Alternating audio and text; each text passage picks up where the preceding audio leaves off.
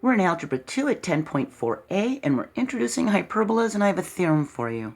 We've got 11 previous videos for Chapter 10. If you become lost, just click on the description and you can watch them. Some equations of second degree have graphs that are hyperbolas. These pink lines, see that? That's the hyperbola right here. See that? So here's our formal definition. A hyperbola is a set of all points P. Here's a point P. Or set of all points P in a plane such that the absolute value of the difference of the distance from P to two fixed points, f sub 1 and f sub 2, is constant. And these fixed points are the foci, and the midpoint of this line segment is the center of the hyperbola. And r sub 1 and r sub 2 are the focal radii. Now, a hyperbola is a conic section, okay? And here we have conic sections of a cone.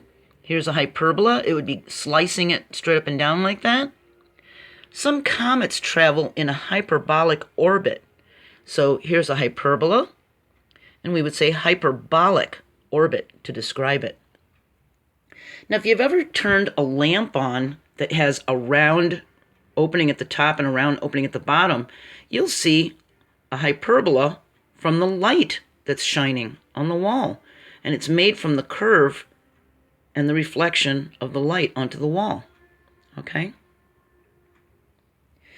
We've got some other ones. Here's some in architecture. Here's this roof of this building. Here's this tower. It's even on a basketball. Look at that.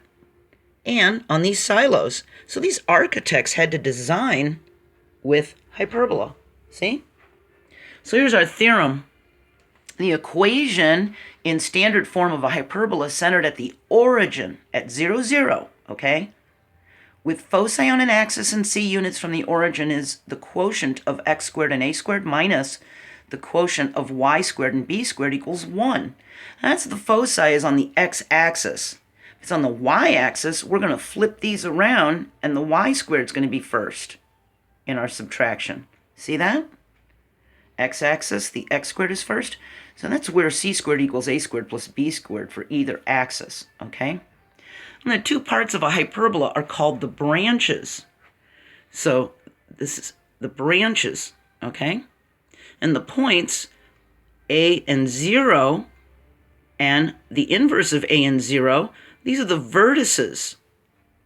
And the line segment that joins them together is the transverse axis. And the line segment that goes from 0b to 0 inverse of b makes the conjugate axis, right here, going up and down, see?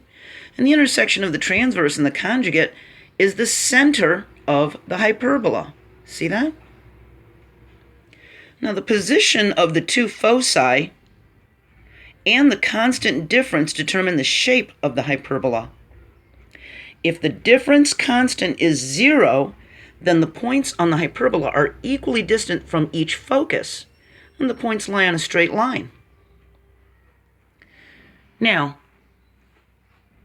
we have our theorem here, and by looking at the equation, we see the hyperbola is symmetric with respect to the origin 0, 0, and the x-axis and y-axis are lines of symmetry. So for the transverse axis, we could actually fold this like this, and it would be symmetric. The pink lines, not the blue ones, okay? And for the conjugate axis, we could flip it this way, and it would be symmetric. See that? And the constant distance is r sub 2 minus r sub 1, and it's the absolute value of r sub 2 minus r sub 1.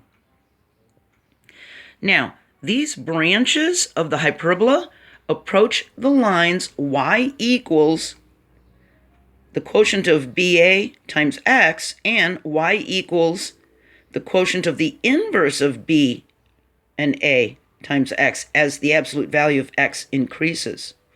Now, these lines are called asymptotes, and a line is a non-vertical asymptote, so it's not vertical. These are slanted, aren't they? The It's a non-vertical asymptote to a curve if the distance between the curve and the line approaches 0 as x increases or decreases without limit. Now, every hyperbola has 2 asymptotes. We're going to discuss the equations in the next video, okay? So, 10.4b, equations of hyperbolas. And I'm going to add this to the Algebra II playlist. There'll be links to those previous 11 videos that we've talked about so far in this chapter, if you want to check out about ellipses, okay? And I hope you're having a great day. Bye.